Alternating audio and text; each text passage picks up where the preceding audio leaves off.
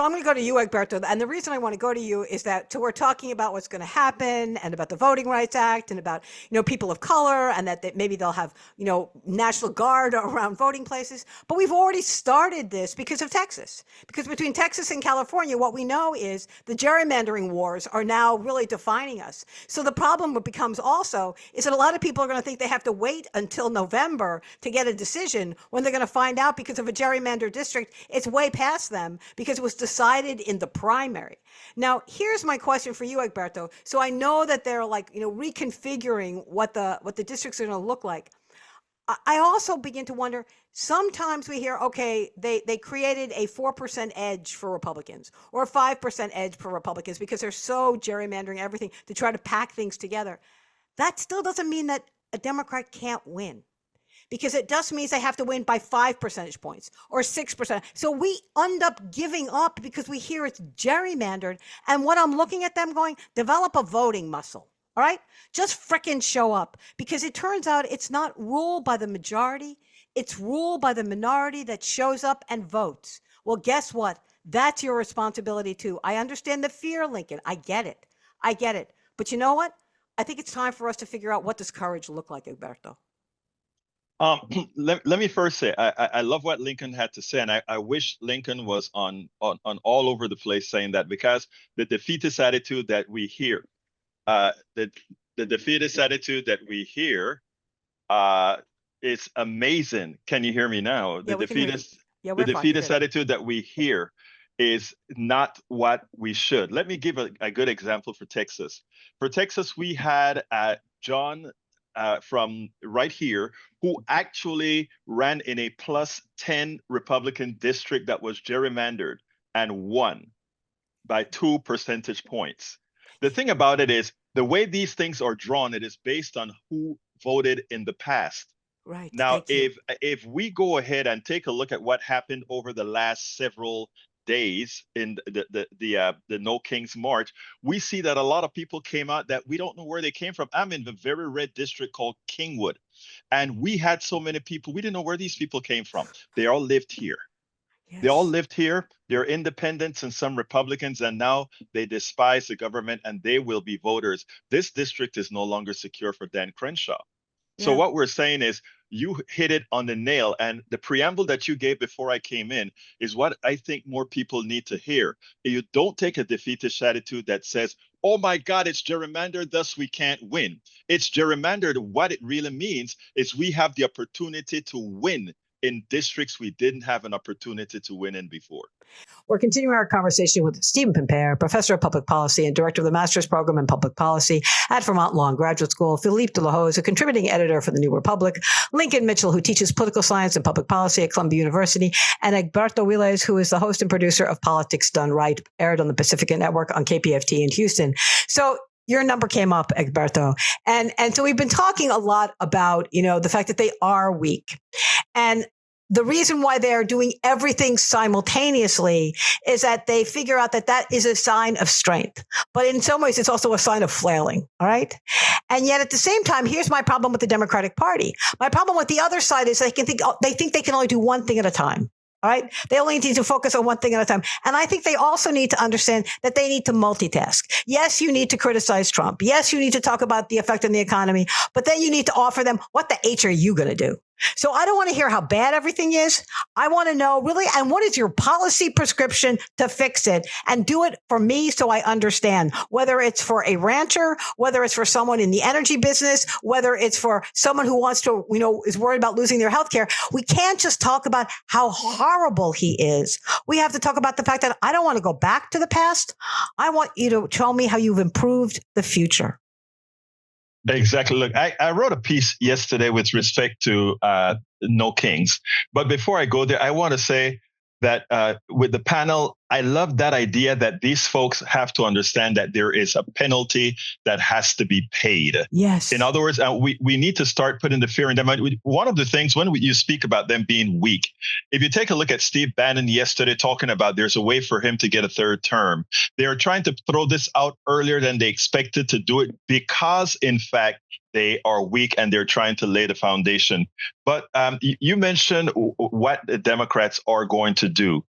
One of the things that I say is, if we take a look at policy that people actually want, I don't care if you're a MAGA, I don't care who you are. There are some basic policies that all Americans want when they know it's not a progressive policy or anything like that. Let me ask a question. They closed 3 hospitals in Virginia recently because the administrator said specifically it's because of the big, bad, ugly bill.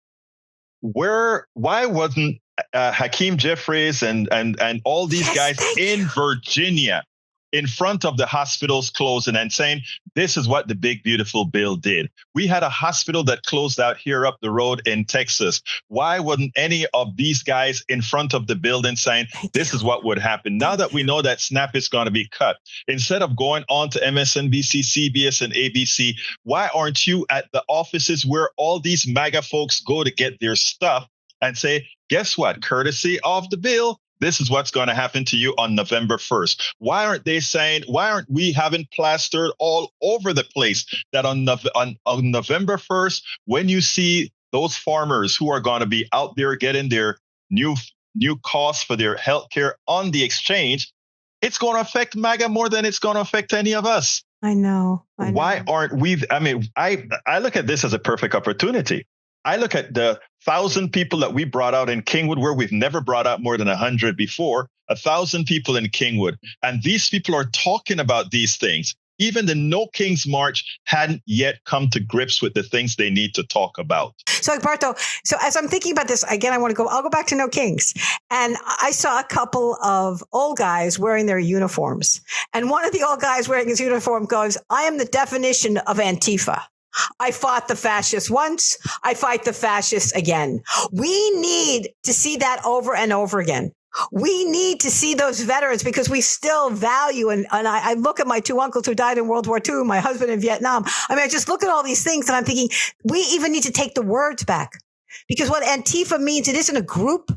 It is people that believe that fascism needs to be defeated. And let me introduce you to my grandfather and my father, because that's exactly what they did. So they take words away. They take definitions away. They turn dissent into violence. I mean, look what they're doing. But I think that really then almost becomes an imperative for us to not only own the words, and to some extent, as you pointed out, Lincoln, look what Zoran is owning.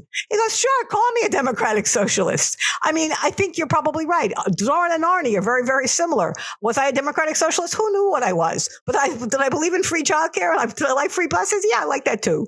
So it's interesting to me, Egberto, that they know how to use the words and we don't know how to own them.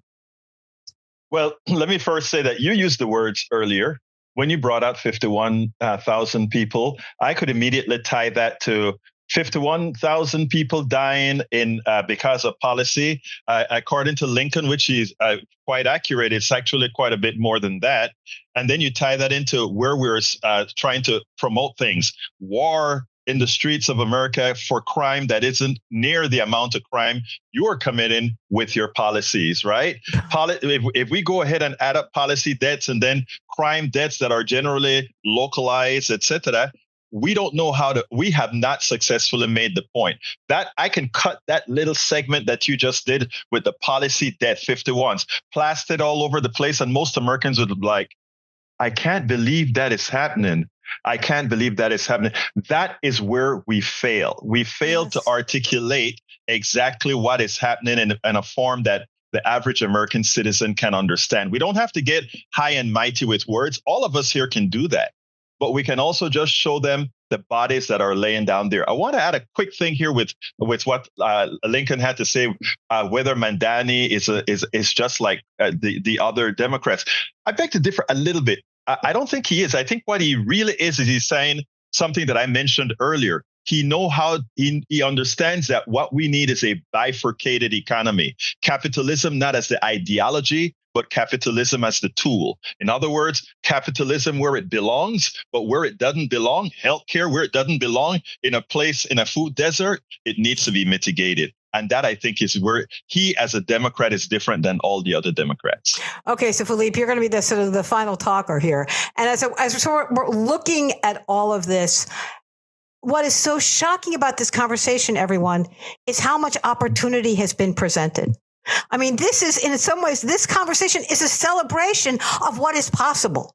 Is a celebration of where we can go. Is what he is doing. I mean, when I can call a Texas rancher and say, so honey, let me take you out for lunch because I think we have something in common. But guess what the Texas rancher has in common? It's not just the tariffs. It's not just what he wants to do with bringing, importing beef. It's what he's doing to the cost of everything that they need to do to feed their damn cows. Okay. And what he's doing to the fact that they can't afford their health insurance and what he's doing to the cost of their electricity because they still have to support their farm. And so by the time you sit down with them, and here's the point, what am I saying, Philippe? You have to be with them.